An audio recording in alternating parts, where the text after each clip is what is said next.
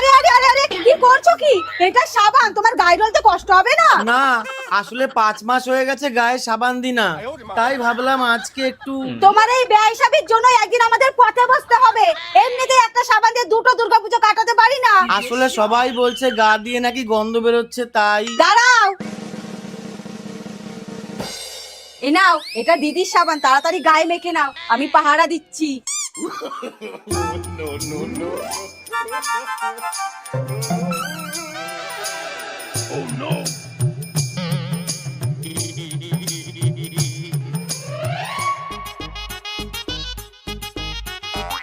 কি গো, এইটুকু ক্রিম দিচ্ছ কেন? আর একটু বেশি করে মাখো। এতে আমার একটা কৌটো 1 বছর যায় না, আবার বেশি যাই। দিদির কাছ থেকে একটু নুন নিয়ে আসি, ভাত খাবো।